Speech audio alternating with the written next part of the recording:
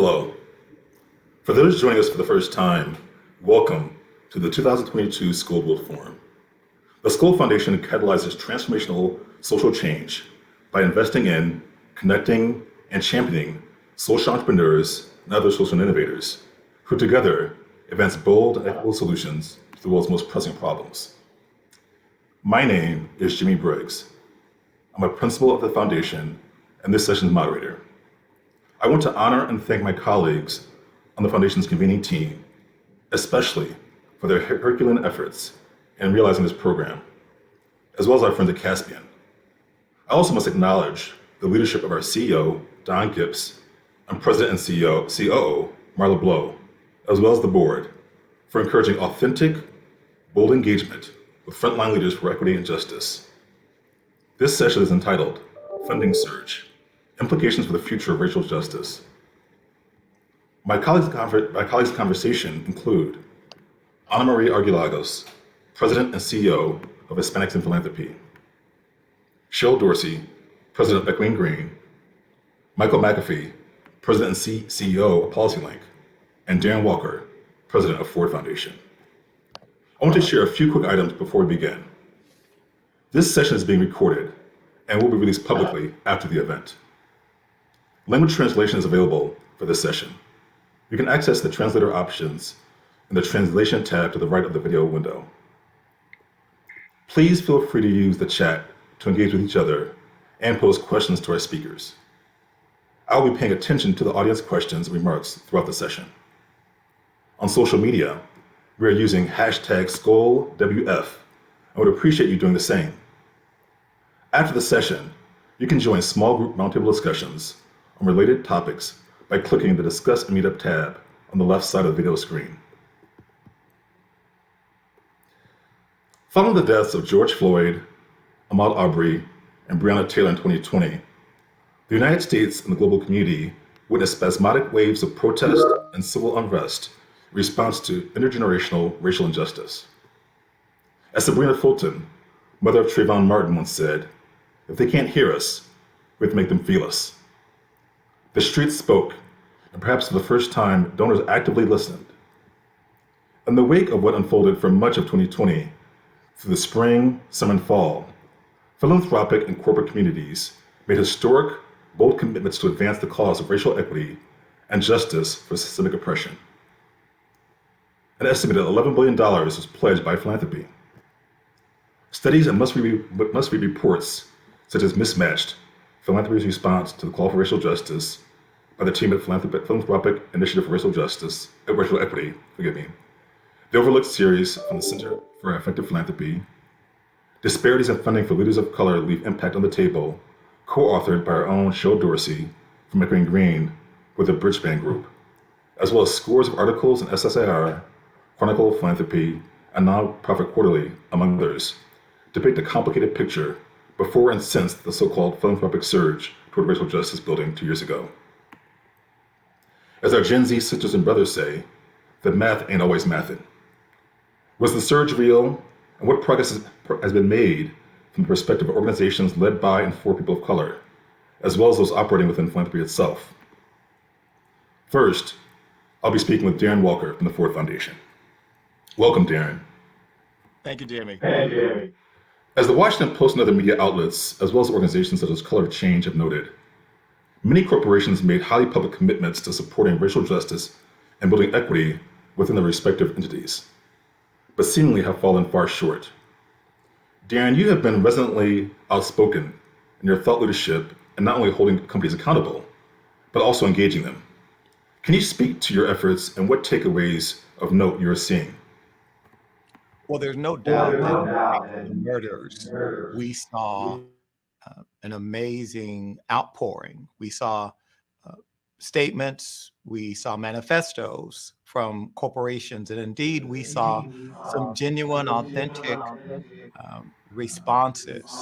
But we also saw some remarkable levels of performance. There were some what I would probably call Academy Award winning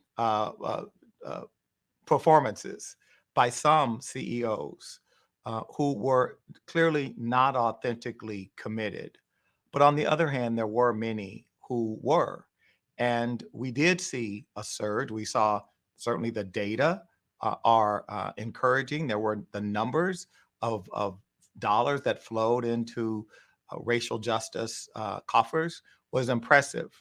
But there is no doubt that the momentum has slowed, that there has been a deceleration.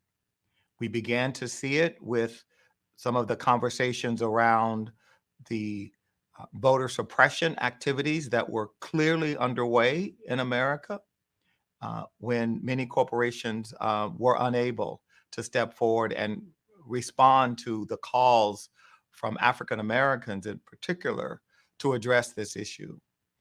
There is no doubt that where there has been change, it's because those corporations and those foundations have moved beyond tokenism, which is what we had in many institutions, because diversity for many institutions before the murders was to have one on your board. And I have been on those boards and have raised the issue to give clarity to the fact that having one person on your board who is Black or Latinx or brown, and then not actually changing how you behave isn't diversity. That's tokenism. And we have to call it what it is. And we have to say that there is a difference. And we do not want, and I don't think want to tolerate tokenism. It does not change anything. Diversity requires real representation, and that begins at the top.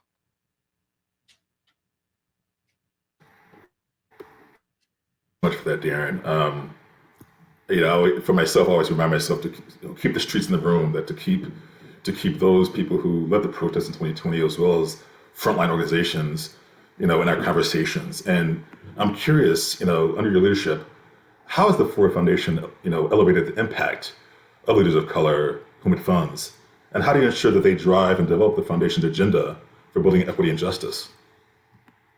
Well, I think when we start to internalize DEI, things do change. So, just at Ford, it's meant for us to really excavate and reflect on our own practices. Um, and that has brought about some changes. When we announced um, our recent arts initiative, racial equity was at the heart of that. So, what that looked like was a series of grants. Um, the Apollo Theater got $7 million. Lincoln Center got $1 million. The Whitney Museum got $500,000. The Studio Museum got $6 million.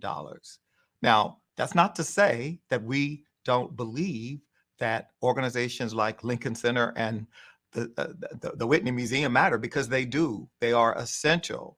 But from an equity standpoint, we had to make an assessment of how we could help to bring greater equity to the philanthropic capital flowing in the arts ecosystem, because our assessment was that while arts patrons and art foundations appreciate artists of color, appreciate Dance Theater of Harlem and Studio Museum, they don't want to fund them the way they fund the Whitney and MoMA and the other institutions I referenced.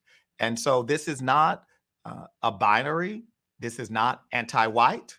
This is not anti-big organizations. This is not anti-legacy. It is simply an acknowledgement that in order for us to address equity and to really help those organizations who have historically been marginalized, we are going to have to look at the formula for how we fund. Darren, you've been the head of the Ford Foundation for nearly a decade. I'm curious, from your perspective, from your experience and wisdom, how can the community hold itself accountable to its commitments around racial justice and equity? How can philanthropies best hold themselves respectively accountable in terms of the organizations? But how do, within the community at large, how do we hold each other accountable for our commitments and to ensure as you just noted so eloquently, alignment so that funding and championing goes to the organizations that have historically not had the visibility or proximity to foundations. Well, we have to standardize key performance indicators, because if we actually want uh, real systemic change, we have to agree on what it is that needs changing. And so I believe we have to talk about the boards. We have to talk about leadership, management, the audit that needs to happen of our institutions around these issues of DEI, and then be transparent with information, standardize reporting on an annual basis, the way we do with our 990s. We need to voluntarily engage in that kind of work as a sector, because if it's only one or two or three or four or an ad hoc approach to this, that's going to be the response we're going to get. It's going to be ad hoc. So I'm a believer in KPIs. At the end of the day, it's about the KPIs. I just one more question, actually, Darren. This is a question from the chat, which I want to elevate.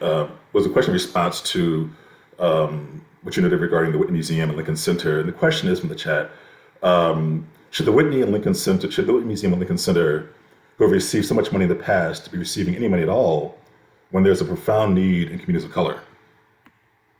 Well, I don't believe that we should not fund organizations like Lincoln Center. This is, in my view, a misguided approach to simply say these organizations don't matter, because they do matter. These institutions are important whether we like it or not to our culture. Many of them have perpetrated wrongdoings, and many of them have told narratives that have not been true and accurate, but they are institutions that have a responsibility to do the work of educating the public in the case of the arts. And so let's hold them to account for that.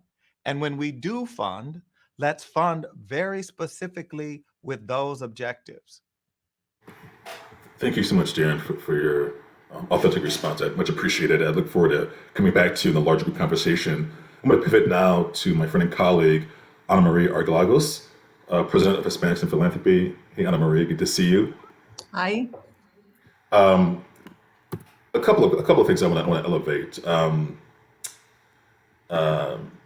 First, according to the report I mentioned, I think I said it too fast, so I put it in the chat.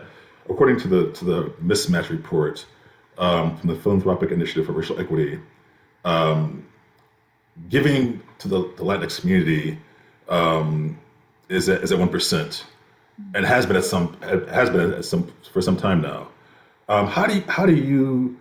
I know you're working on this issue, but how are you at Hispanics and Philanthropy and your partners, striving to push philanthropy as a whole to increase its funding to Latinx organizations and leaders? Thanks, Jimmy. The Mismatch Report was put together by the Philanthropic Initiative, the Partnership for the Philanthropic and Racial Equity Initiative. And it shocked so many people, and people were actually talking about it as the racial reckoning that wasn't. As Darren noted, so many pledges that were made, and the Mismatch Report used candid numbers and other numbers, and it showed that the money actually did not get to the BIPOC communities, because they looked at not just the pledges, they looked at the confirmed grants that went out. So it confirmed what many of us already knew. What you're talking about, the 1% number wasn't mismatched, but that's numbers that HIP has been tracking for over 4 decades now. The number was stubbornly at 1% for many, many years, but we've looked at 2013 to 2018, that 5-year period, and it's actually less. It's actually 0.8. And it's even less if you look at 2018, which is the last year that we have full numbers for, that was 0.6. So the trend is going down. And I mean, if you talk to our colleagues in Native American communities and Black communities, Asian American communities, LGBT, they all will tell you the same thing, that they're way underfunded. For us, what that means in the Latinx community is that it's 490 million that is going to Latinx-led, Latinx serving causes. 490 million out of 85 billion. The Black community, 994 million, the Native American, 175 million. So that just, it kind of begs the question. So if we're consistently underfunded, who is getting the money? Where is it going? And that, Darren talked a little bit about that in terms of how we're hoping in the future this shifts. But yes, that vast numbers are not coming to our communities. And Cheryl can talk about that too, because her report that she did with Bridgespan, it was a natural experiment with her fellows, right, over the years, and it confirmed race is a factor in who's getting dollars today. And so the barriers are real. I'd love to see that, 490 million out of 85 billion, I'd love to see that grow. If we push, it's a start, like for example, push so that it's 10%, so we get to 5 billion in 10 years. That would still be just 6%, but it's a great start. How do we get there? It starts at the top with trustees in the boardroom. They don't look like the communities. So if they don't have the lived experience, how can we be good decision makers? They're the ones that are doing the strategy, but it has to start there, but it has to be the whole ecosystem. At HIP, we're specifically investing in the mid-career leaders. We find that we spend a lot of time grooming folks, getting them into philanthropy, and they get so disenchanted. And so we want to make sure that they stay. But it has to be across the ecosystem in philanthropy. And also, it's not just who we're investing in inside of philanthropy, it's who we're investing in terms of our grantees. Hispanics in Philanthropy is a funding intermediary, and we are purposely trying to fund in a different way, trust-based philanthropy. We're doing long-term, unrestricted, we're funding power building. We're funding all sorts of capacity building. We're funding organizations that others perceive as risky, that have deep roots in the community.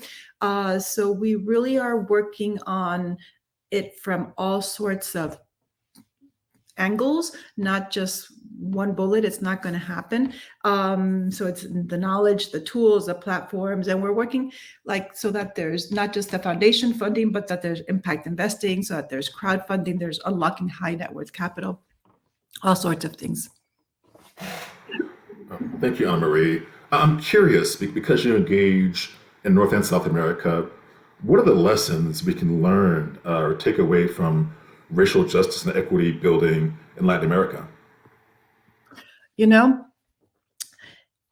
When I started this work 20 years ago, people would say, oh, but there's not racism in Latin America. But in fact, there is such racism in Latin America, and it's only now, after decades of fighting for racial justice, that it's actually becoming much more seen. It's centering public discourse, and you're looking at places like Brazil, Colombia, Honduras, all of these places.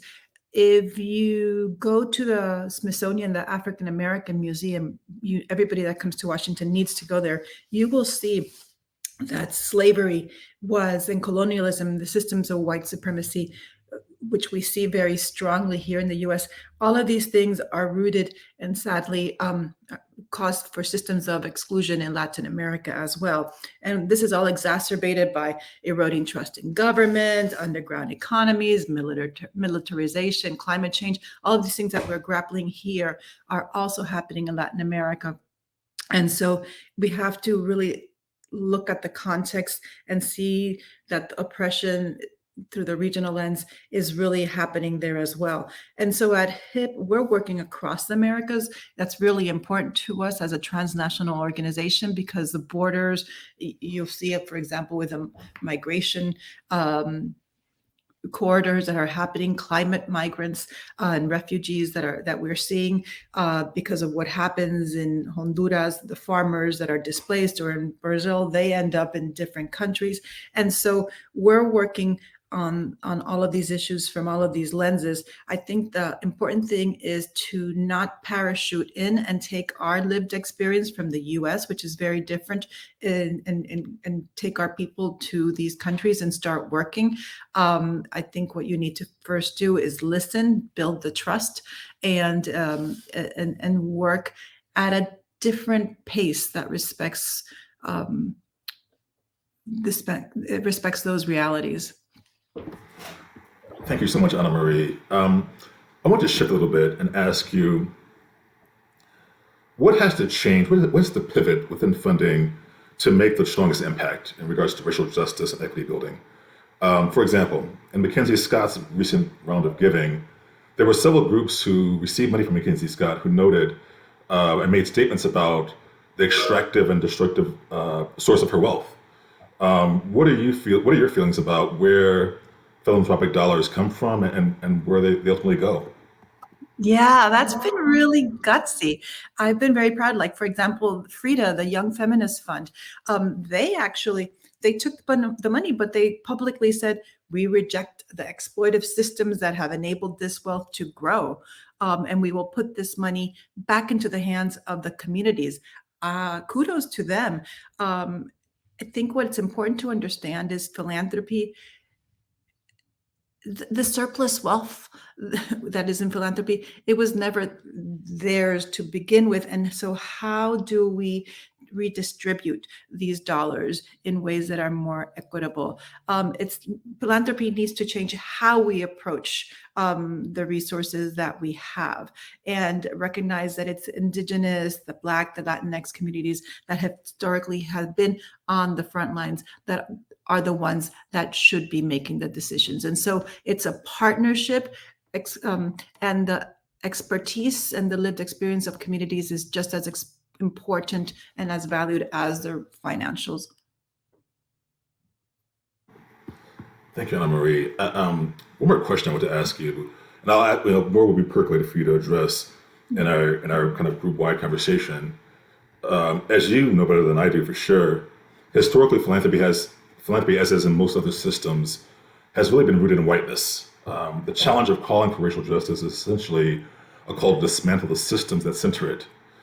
What does a future decentering whiteness across the board, including in philanthropy, the nonprofit community, look like? And why would a Latinx-led organization be interested in doing that? Good question. We're Latinx and Latin-led and serving, but we're also a pro-Black organization at Hispanics in Philanthropy. That means that we understand that it's a shared struggle, and our liberation as Latinx people is inherently tied to Black communities. And so we're centering the Black experience, Black power, and that also goes to the fact that our community is 1/4 Black as well. And so it's just the power structures that exist have oppressed us for too many years, and we understand that, we see that, and what we're working on is to make sure that the multiracial democracy that we are building in the US and that we would like to see across the Americas is one that challenges this history of global movement of imperialism and colonialism and white supremacy. It's a fight and a desire that we all have together.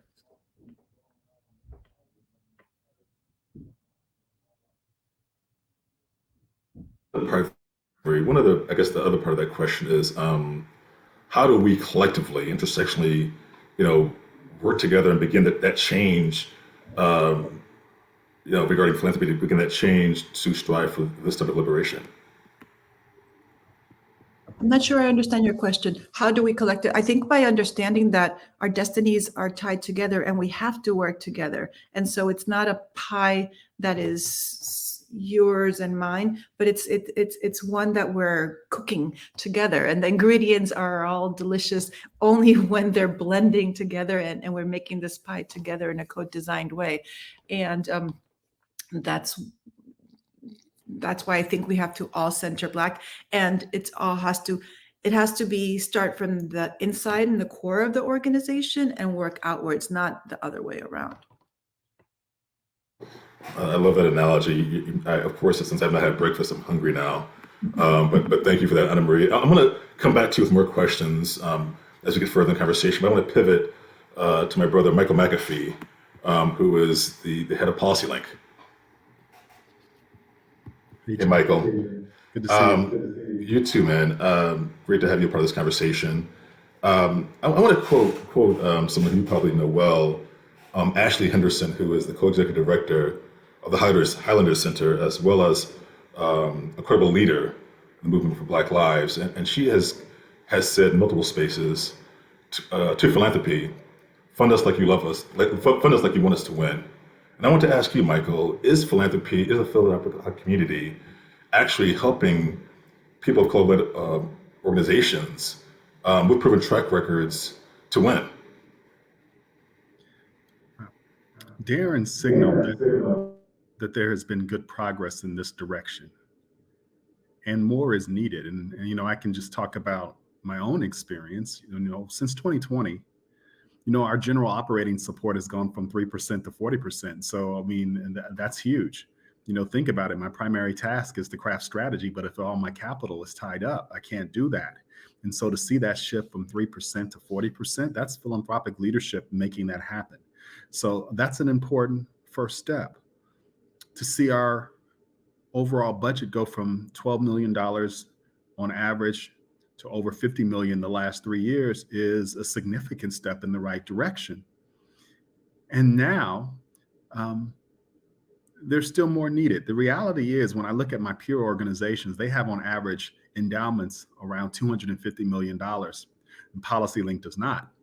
And that's why we've launched a $300 million capital raise to begin to address that. To have $100 million for our programmatic strategies, to set up $100 million for a quasi endowment, but also to share resources with our movement partners that may not be in the privileged space that we're in with that other $100 million, so that we can do aligned work.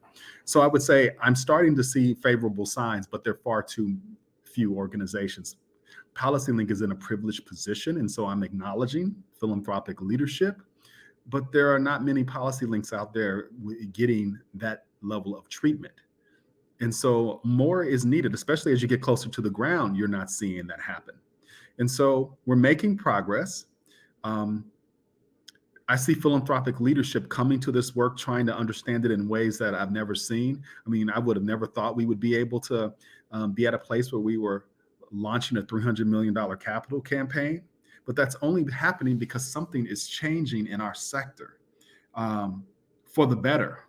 And now our job is to make sure that we deliver on results that are worthy of that type of investment, not just PolicyLink, but the folks that we partner with as well. So I'm pleased by the signs of progress, and more is needed. I'm curious, Michael, what do you think is driving that change, and how is PolicyLink amplifying it? Well, I think one thing that's driving it is you've got leaders like Cheryl, Darren, and Anna in these positions now, and they come from the lived experience of their own personal lives, but the lived experience of having worked in the sector in community. And so they understand the struggle. It's not theoretical. And I think that really helps. And this does speak to the diversity, equity, and inclusion that you see happening in philanthropy. While more is needed, I mean, there are an unprecedented number of folks now who have entered the ranks of philanthropy, and they're bringing a different level of consciousness, a different commitment to the work. And so I think that's one of the reasons why it's happening. This has been a long-standing drumbeat, and quite frankly, it's driven many of our most seasoned and most valuable leaders out of the sector because they just got tired of having this fight. But you have program officers and heads of philanthropy and intermediary organizations that care now and are making the concerted effort to rectify this capital problem. Thank you, Michael.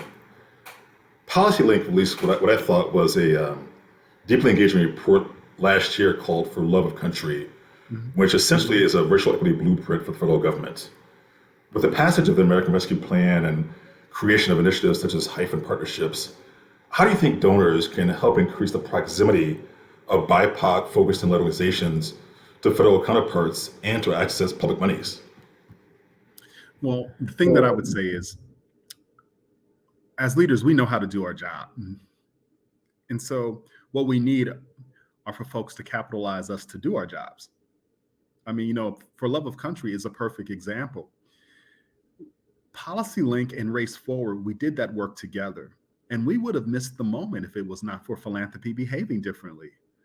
We were able to seed that work with $1 million of our own money to start because we had flexible money from 2020. Without that, we would have spent possibly a year or so trying to get philanthropy to understand the idea. But we were able to start that work with our money. And then we were able to go to several foundations who could see the opportunity, and they capitalized us with $16 million in less than 4 months. That's unheard of. And so what I'm seeing is when those of us who are doing the work are organizing and partnering in different ways to achieve results at scale, I'm finding a receptive audience in philanthropy. And so, we know we need to build a strong multiracial democracy. What we need is for us to develop the capacity to think critically together, investors and those of us who are doing the work strategically. But beyond that, what I need is simply the capital structured in ways that allows me to have the freedom to get into the right relationships with my partners. That's really all we need, because we can sometimes philosophize about this work to the point that we end up doing nothing. We participate in work avoidance. So the way we begin to think about how do we have the power that is necessary to usher in the multiracial democracy that we want is to begin to think about, do we have the institutions that can be enduring when this is going to be a fashionable topic and when it's not for the next 20 plus years to do that work. And that's why you hear me talking about the institutional heft that is necessary. Without that, you can philosophize all you want and we won't be able to deliver on the promise of equity in our lifetime. And so that's key. Now, the last thing I'll say here is you asked me how is PolicyLink amplifying this work? We're amplifying this work by taking a page out of philanthropy. Philanthropy has been very generous to us, and we owe that back to the field. And so we've been sponsoring organizations who only had one problem. They didn't have enough time to get known by philanthropy before they were going to go out of business. Liberation in a Generation, Liberation Ventures, a young brother who used to be with the Movement for Black Lives. He was a PolicyLink alum, and now he's back, Samson Yangway. These are groups that we're incubating at PolicyLink, and we shared our resources with so that they could stay in business and figure out how to have their ideas get traction in the world. And today they're raising millions of dollars. And the only thing we needed to do was to give them a little support to stay in the game, and then get out of their way and give them a space to just be able to think and do and not be PolicyLink, but just to be true to what they were trying to do. And so we're trying to pay that forward, the generosity we've received, by making sure that leaders of color have a safe space to come and think about the next generation of the work and to test those ideas out into the world. Thank you for that insight, Michael. I wanted to pivot slightly. In 2020, you co-authored what I thought was an incredibly prescient editorial in the New York Times with PolicyLink co-founder Angela Glover Blackwell, entitled "Banks Should Face History and Pay Reparations." Since 2020, as you know, activists, people of color organizations, and noted national politicians, among them including California Congresswoman Barbara Lee, have raised the call for reparations as a key response to structural racism. And I'm curious from your perspective and your experience in the field, do you think reparations is a legitimate topic of focus for philanthropies, or is it a distraction? I would say this. This is a results-based conversation. It is not a political conversation. It is a non-philosophical conversation. If you want to close the racial wealth gap in America, as an example, you're not going to close it with philanthropic dollars, and we just need to be honest about that. It doesn't mean good things can't happen. But the reality is the racial gap was created by design with public policy. That the government is our scaling vehicle in America. And government created this problem with the implementation of public policies, some of which are still sustained to this day. And so you can't have created this disparity using public policy and then try to dump all of this on philanthropy and nonprofits and tell us to clean the mess up and close the gap. And if we can't close the gap, somehow there is a deficiency with the people. And so I have a problem with us taking on these big issues right now and somehow looking away from the scaling apparatus. The scaling apparatus is government at every level. And we need to just be honest about that. And if we don't have the stomach to then do that, then we should stop talking about results because you can't achieve them. And we need to be honest about that. And I get really frustrated when we try to give leaders of color, second-class product. The second-class product is charity. Doesn't mean it's not needed, and it doesn't mean that it's not important. But I want you to give me the design of a nation that is as liberating for white folks that now it should be for us. That's what we need. A nation that is designed, that is just and fair, where it's a democracy and its economy works for us, so that we can stop coming to philanthropy and nonprofits and saying, will you please clean up the mess so that Black and brown folks can vote? Will you please clean up the mess so that they're not working 2 jobs in many places and still in poverty? Because that's real. And I want you to hold a number. 100 million folks nearly in this nation are economically insecure. That's 1 in 3, 48 million of whom are white. That's why I say this is a results-based conversation. It doesn't matter where you sit on the political spectrum. Here's what I know. If you don't begin to do the work of transforming our legal and our regulatory frame in this nation and transforming our institutions so that they will serve that population, that number is going to go up. And you can debate it. You can be an ideologue. You can be whatever you need to be. And that number is still going to go up. So that is the work for our generation. And the way you're going to deal with a number that is as big as that 100 million is through public policy. It is through government being supported by philanthropy and nonprofits, but government has to reassert its rightful position in the design of a nation that works for everyone. And so that's the challenge here. And that's what I'm going to keep championing, and I'm going to keep pushing, and I'm going to keep calling people in to this notion of thinking about that 100 million in a results-based way. Because if you think about it in a results-based way, all of us will have to forego some of our mental models that we hold dear and simply ask the question, what is the work that needs to be done in our generation, in our lifetime, to ensure that everyone can participate, prosper, and reach their full potential? Michael, every time I speak to you, I feel like, one, I leave inspired and energized, but also I have some takeaways to marry it on later. Thank you for all of your thoughtful and insightful responses. Definitely we'll come back to you in the large group conversation. We have a lot of activity in the chat, and I look forward to hearing more about your perspective. Thank you. And I'm going to go now to another friend and cherished colleague and inspiration, Cheryl Dorsey, president of Echoing Green. Hey, Cheryl. Hey, Jimmy. I'm so happy to be with you. I guess there's I want to first start off by congratulating you for a new documentary which you have done in partnership with NBC. But before we get to that, though, I want to go back to the report which you iterated with the Bridgebrand Group, which actually came out shortly before George Floyd's murder in May of 2020. I'm curious, since that report's release, what has been, as from your viewing, the reaction of the philanthropic community to the report, and what progress do you see the philanthropic community having made, given the challenges you elevated? Thanks so much. And Jimmy, let me just do 3 quick things before I jump in. First, I just want to recognize the indigenous people of the land where I and Anna Marie also now sit. It's the Nacotchtanks, which is the name comes from the word Anaquashatinik, which means a town of traders.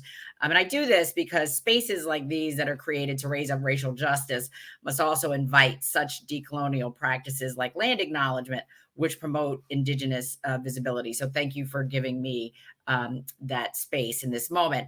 And then, I want to do congratulations to all of the 2022 Skoll awardees that we all got to meet this morning or this afternoon or this evening, wherever you joined in from. It really is just another inspiring, extraordinary group of innovators. And I'll give a special shout out to Echoing Green Fellow Edith Elliott, co-founder of Nora Health. So we see you, Edith, and the Nora Health crew. And then the third thing I'll say is an absolute amen to Michael McAfee, just brilliant as always.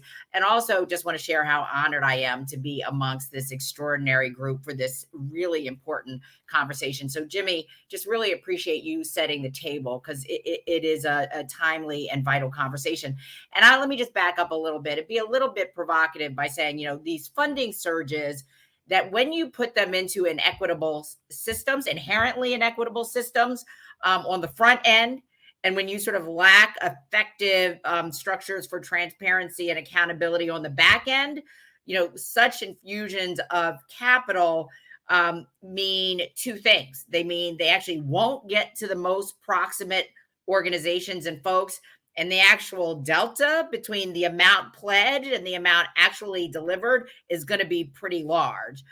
Everyone on the panel pretty much has referenced the wonderful study from Philanthropic Initiative for Racial Equity that sort of looked at the philanthropic landscape as currently constituted. And as it's currently structured, it is able to deliver only about 7% of grant-making dollars to racial equity and racial justice. You try to pour a whole bunch of funding on top of that, the pipes aren't just built for it, so it doesn't work. We can also sort of look at sort of the largesse that came out of the corporate community. I mean, they pledged billions of dollars for this work. But when you look underneath it, most of that money, upwards of 90% of it, was allocated as loans or investments. And more than half of that really was all about delivering mortgages to BIPOC folks. Important, but important to recognize if we're talking about dollars into the hands of proximate leaders running proximate organizations that are looking at deep institutional change as it relates to structural racism, it doesn't get it done. So we have to be mindful of that. The second thing I'll say is that, when you sort of look at this moment, I think we can sort of get distracted a bit, Jimmy, by the conversation of this current infusion of funding. There are two other things that I'm much more focused on that I think in the long term will be more relevant to do things change, and are these changes sustained over time? One is, and Anna Marie mentioned this, sort of the unbelievable amount of funding that Mackenzie Scott's philanthropy has driven into our sector. At last count, it was about $16 billion going to about 1,300 groups, including three of the four of the organizations on this panel. So we are all grateful for this kind of largesse.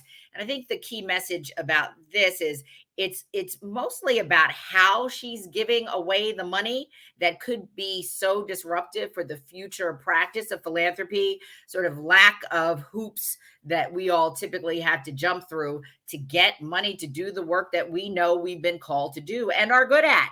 The fact that this largesse is in the form of significant gen op support, right? As Michael said, the freedom to dream, the freedom to plan, the freedom to vision. And then last but not least, so important, the overwhelming amount of this money going to groups that are led by folks of color, women, LGBTQ, Indigenous leaders. That's potentially disruptive and potentially a framework of how we move forward from here.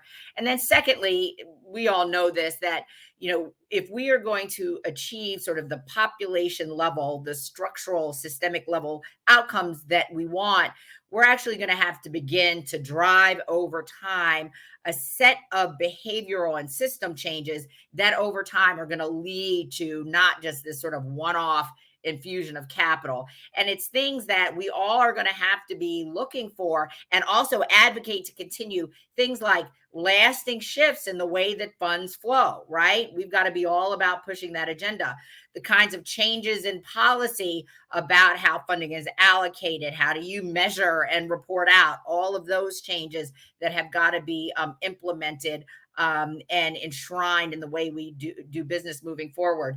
The way we think about interdisciplinary collaborations, what sorts of newfangled alliances that sort of really shift power dynamics, but drive impact from a place of shared power and understanding. And then last but not least, and Darren referenced this, what are the sorts of improvements in philanthropic professional practices that are going to be maintained over the long haul? When you start to do the kind of work in those kinds of ways, we're actually going to get to the kind of system level changes that should over time lead to the types of fundings that groups like PolicyLink, Hispanics in Philanthropy, and Echoing Green have had the benefit of receiving in this moment. Thank you so much, Cheryl, for that. Wow, that was for that clear analysis. I'd love for you to dive more deeply into the role of intermediaries in this work. Yeah, sure. And, I'm probably your worst panelist because I'm always like going off topic, but you raise these right questions. And then let me just sort of expand out a little bit, because I think about the work in this moment for folks of color, for, approximate folks who are thinking about how do we take advantage of this moment to get the resources we need to drive the change that we care about. And I think you got to look at it both at the organizational level and how we all show up differently in moments like these. But then, as you note rightly, Jimmy, that there are some field level efforts that have to happen. So, Michael spoke brilliantly about how PolicyLink has sort of approached this moment, and Echoing Green really sort of did the same thing from our vantage point, where when we had the opportunity to compete or be considered for these big dollars, three things happened for us that were really game changing. One was this idea of taking what we already did, but sort of packaging it differently in a way that spoke to sort of a big idea, a bigger vision that allowed funders with large tranches of capital to feel some level of comfort of placing capital in organizations like Echoing Green, PolicyLink, Hispanics, and Philanthropy. And for some of us, that looks like taking what we already do and packaging it slightly differently. And that's what Echoing Green did. But, this morning I was emailing with an Echoing Green fellow, Morgan Dixon, co-founder of Girl Trek. That's the perfect example of an extraordinary organization that received money from McKinsey Scott as well, also the Audacious Project, of taking what they already did and raising up the level of altitude to talk about an aspirational vision of where they could go, getting 1 million Black women to walk if they had sufficient resources. So those sorts of things were really vital for getting organizations like ours the attention and support that we needed. And Anna Marie also talked about our Bridgespan research, and thank you for that, Anna Marie. But it is important for folks on the call to recognize there is something about a declarative signal of your position in the field of social impact, declaring and sharing what you know. That is an important signal for then why funders need to invest in you as the leader that you are in your field. And for us, it really was this incredible partnership we forged with Bridgespan that took what we had been talking about for a decade, but in concert and partnership with Bridgespan allowed us to say it in a new way on a new platform that opened the door for significant new resources for us. And then I think last but not least, where most of us sort of do this work from a real place of scarcity, not abundance, but scarcity, recognizing that to meet the moment and attract this kind of funding requires such a level of engagement and intensity around fundraising. It's just the machinery has got to turn up so significantly where it becomes a volume-based play to get your work out there in front of so many more people in hopes of attracting new resources back. And again, I think what Echoing Green went through is instructive for so many other groups that are seeking to navigate this moment. But in terms of field level efforts, it is really important to think about our collective response to try to meet this moment as BIPOC leaders, organizations serving BIPOC and proximate communities, of how we garner more resources and support. You mentioned intermediaries. Intermediaries is a great way, the connective tissue that sits between the rooftops, philanthropic institutions, and the grassroots, sort of our ability to be the bridge between those two altitudes is incredibly important. And I think a real case-making opportunity of why intermediaries are critical. We have been marginalized for many years because we were considered as expensive overhead. But when you recognize how difficult it is to get funding into the hands of these critical organizations, because lack of connection, lack of trust, lack of cultural understanding, you need this kind of intermediary infrastructure. Groups like Echoing Green, Camelback, Grant Makers for Girls of Color, so many others, really important. I also think all of us have a role to play in driving and sustaining collective campaigns to keep this messaging of why it's important to invest in BIPOC leaders, LGBTQ leaders, women leaders to do this work. And thank you for mentioning a short documentary that Echoing Green is set to release on May 12th, called Unwavering, the Power of Black Innovation. It lifts up the voice of Black innovators in our community, talking about the Black joy, the struggles, the power of what happens to drive impact when you invest in leaders of color. So those sorts of campaigns are critical for continuing the conversation. And I would just ask those on the call, go to Echoing Green's website, echoinggreen.org. Sign up for updates. Join us for the virtual screening of the documentary on May the 12th. The last thing I will say, and Michael spoke to this through his PolicyLink's Brilliant for Love of Country, this racial equity blueprint. There's a whole body of work that can be done by groups like PolicyLink.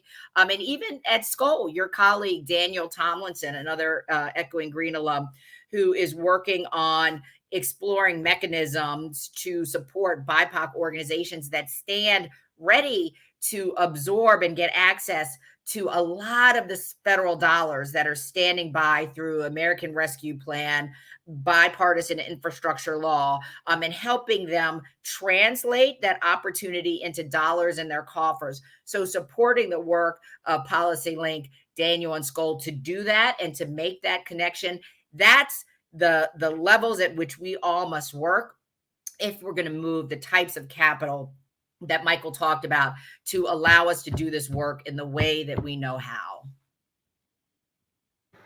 Thank you so much, Cheryl. Always bring a wealth of insight and knowledge in these conversations. I want to invite our fellow and sister conversants to come back together in the remaining time we have left. The chat's been blowing up throughout our conversation. I want to elevate some of those remarks and questions. And actually, Cheryl, you mentioned Grant Makers for Girls of Color. Monique Morris, who is the director of that organization, actually had a question which I want to present to all of you. Maybe Darren, you could start. And the question from Monique was a request is if you could speak to the importance of really holding and maintaining an intersectional lens with regards to investments, audits, and partnerships. She notes that racial equity at its core demands philanthropy to operationalize intersectionally. And so, Dan, I'd love to start with you with your insight into that question and comment. Yes, I think that so much of this is about the intersectionality that defines our identities. And I think it's a big disservice the way foundations historically organize things in these sort of vertical programmatic grant-making streams.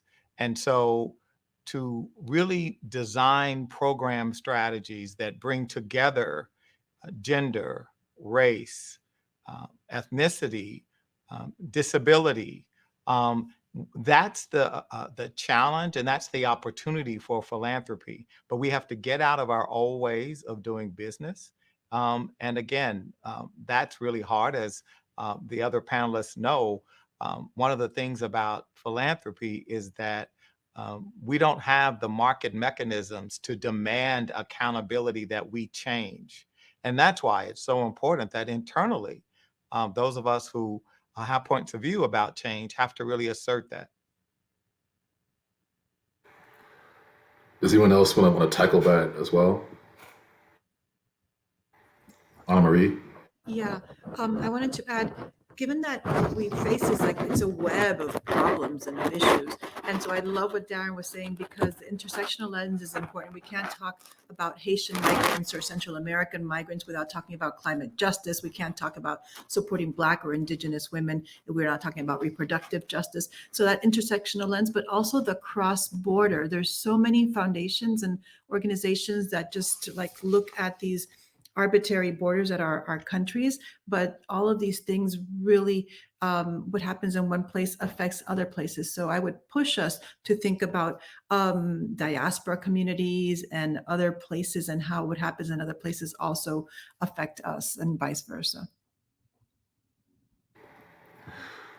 Thank you so much, Anna Marie. I want to make sure we have time for each of you to close us out with your own respective statements. But I also want to.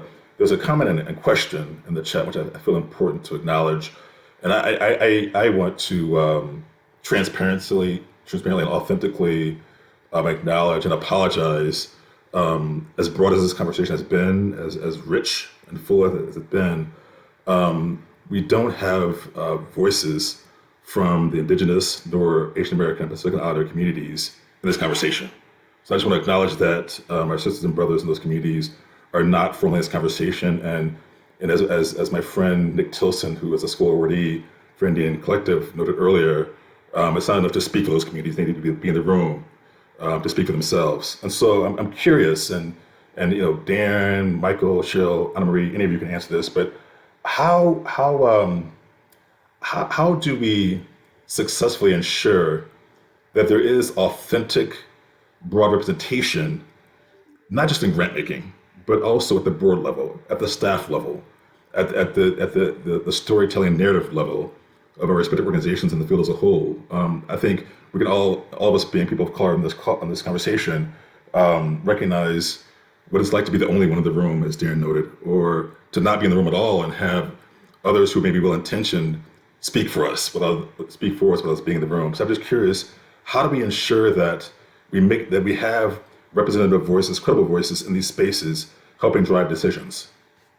Can I just on this point, Jimmy, say thank you for bringing that concern forward, and it's real, and it's a challenge for all of us. Okay, so let's own our own complicity in the question.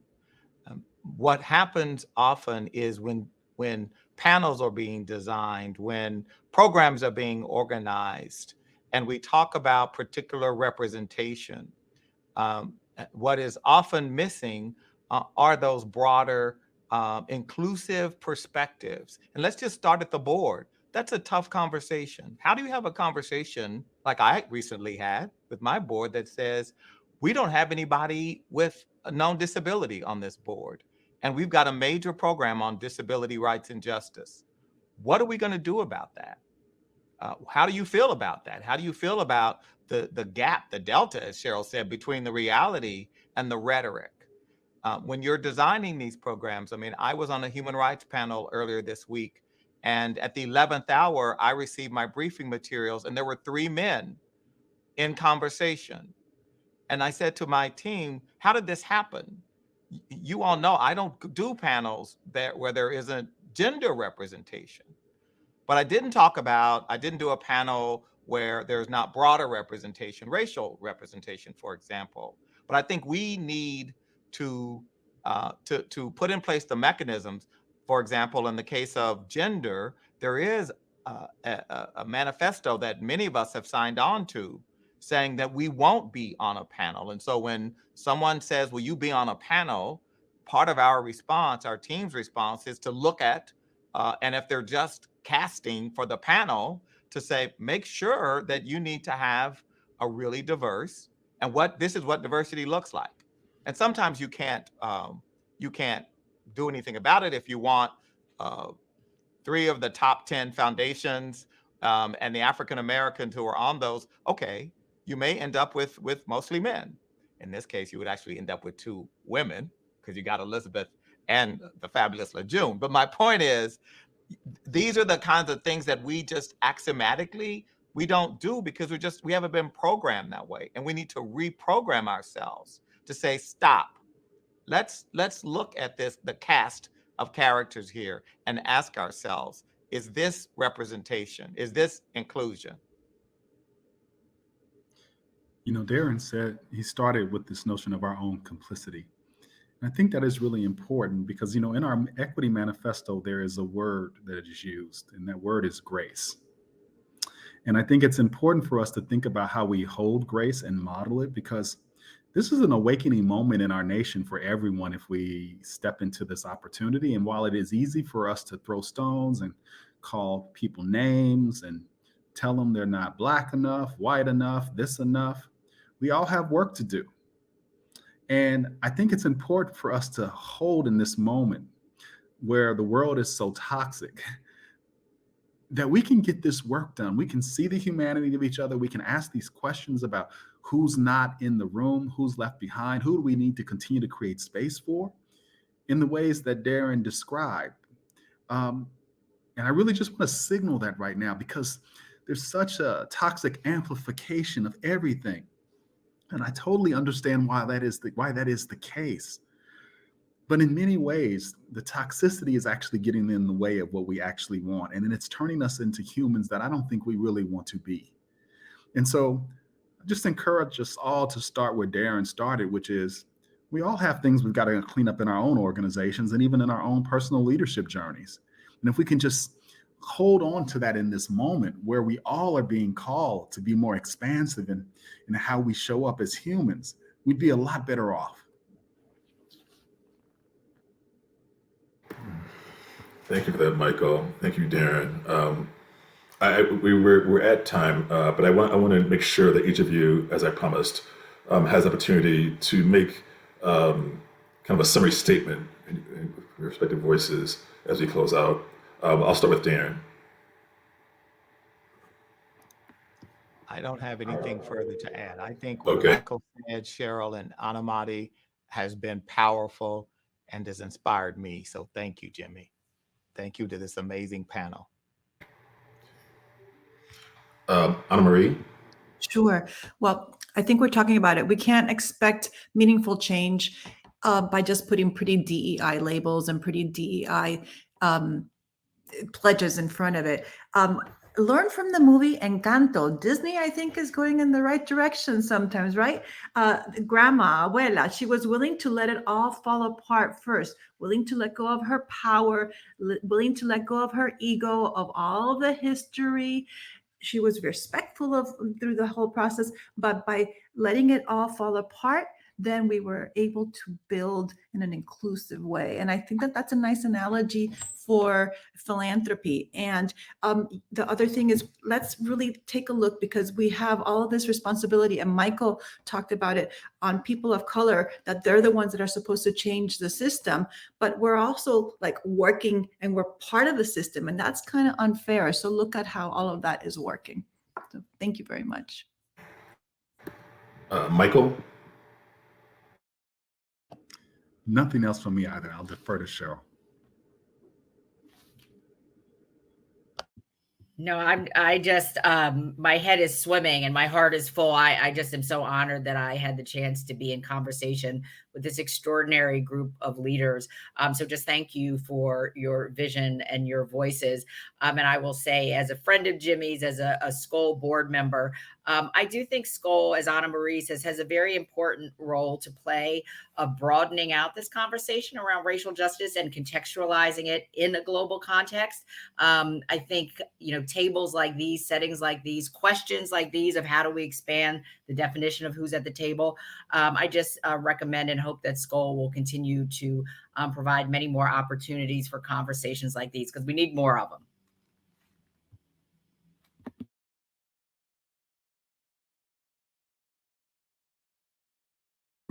Well, you're on mute, Jimmy.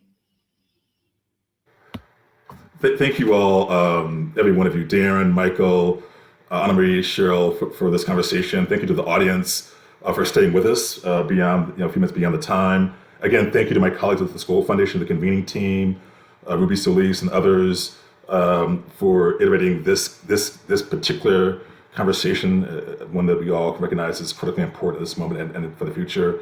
As I noted earlier at the outset, for those in the audience, there will be opportunities throughout the week, either in roundtable discussions or networking or ecosystem events, to continue reflecting on what my colleagues and friends here have elevated for us to think about.